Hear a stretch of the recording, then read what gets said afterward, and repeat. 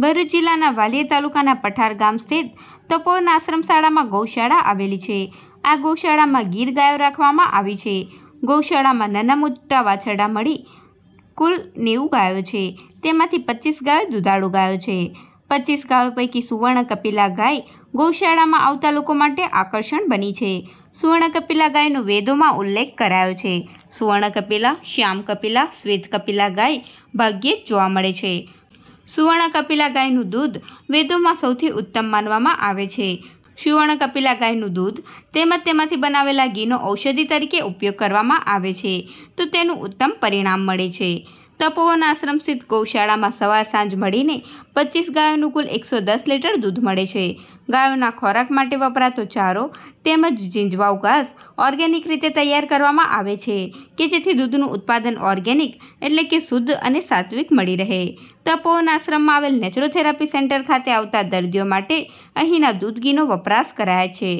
એક ટાઈમનું દૂધ ઘીનું બહાર વેચાણ થાય છે તો એક ટાઈમના દૂધ ઘીનો અહીંના લોકો માટે વપરાશ થાય છે।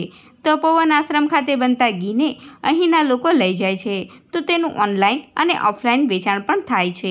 અહીંના ગાયોને ખુલ્લા વાતાવરણમાં રાખવામાં આવે છે। નામ પિનલભાઈ, અહીંયા તપોવન આશ્રમમાં અમે સેવાદારી છીએ।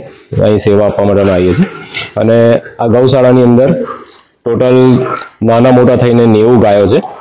ગાયો બચ્ચા વાછરડા અને એની અંદર 25 ગાયો દૂધ આપતી ગાયો છે અને 25 ગાયોમાં મેઇન આકર્ષણ કહીએ તો એક સારામાં સારી ગાય કે જેને કપિલા ગાય કે સુવર્ણ કપિલા ગાય છે કે વેદોમાં જે દર્શાવી છે આપણને કે સુવર્ણ કપિલા, શ્યામ કપિલા, શ્વેત કપિલા, એમાંની એક કપિલા ગાય સુવર્ણ કપિલા અમારા ગૌશાળામાં છે, અત્યારે વિદ્યમાન છે અને એનું દૂધ વેદોમાં સૌથી ઉત્તમમાં ઉત્તમ કીધેલું છે ગ્રહણ કરવા માટે, એક ઔષધિ તરીકે અને એનું ઘી બનાવીને લો તો આપણે ઔષધ તરીકે સૌથી ઉત્તમ પરિણામ એનું મળતું હોય છે જે વેદોમાં દર્શાવેલું છે। તો એવી ગાય પણ અમારા ગૌશાળામાં અત્યારે છે। અહીં અમારી સવાર સાંજનું થઈને 110 લીટર દૂધ થાય છે 25 ગાયોનું અને એ ગાયો માટેનું અમે ચારાથી માંડીને ઝીંઝવા ઘાસથી માંડીને અમે બધું ટોટલી ઓર્ગેનિક પદ્ધતિથી એટલે કે છાણિયા ખાતરના પ્રભાવથી બનાવીએ છીએ બધું કે જેથી એનો જે ઉત્પાદન મળે દૂધનું તે પણ ઓર્ગેનિક શુદ્ધ સાત્વિક રીતે જે પ્રોડક્શન થવું છે તે રીતે મળે છે અમને। અને અમારું અહીંયા જે તપોવન નેચરોપેથી આશ્રમ છે તો એની અંદર પણ જે આવનારા દર્દીઓ છે એને પર પણ અમે એનો ઉપયોગ કરીએ છીએ। એ લોકોને ઘીનો આપવાનું હોય, છાશ આપવાની હોય કે દહીં આપવાનું હોય તો એનો આ દૂધમાંથી બનાવી અમે આપીએ છીએ।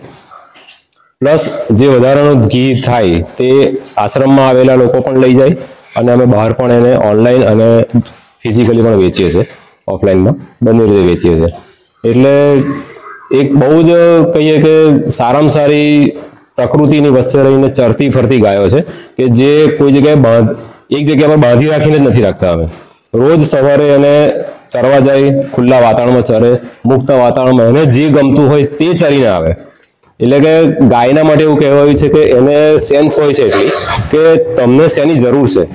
તમારા આશ્રમમાં કોઈ રોગી હોય તો એ રોગ માટે એને શું જરૂર છે એ જાતે ચરીને આવે શોધીને અને એ દૂધ તમે પીવો એટલે તમે ઓટોમેટિક તમે રોગમાંથી મુક્ત થાવ। આ એક કોન્સેપ્ટ છે જે અહીંયા બહુ સરસ રીતે ક્લિયર થાય છે અને એક ટાઈમનું દૂધ અમે બહાર વેચાણ કરીએ છીએ। એક ટાઈમનું દૂધનું અમે ઘી બનાવીએ છીએ અને એક ટાઈમના દૂધમાંથી અમે બહાર અમે વેચાણ કરીએ કે જે લોકો ખબર છે કે અહીંયા આટલી સારી ગૌશાળા છે એ લોકો અમારું દૂધ લઈ જાય છે વેચાણ, એ રીતે અમે એનું વેચાણ પણ કરીએ છીએ।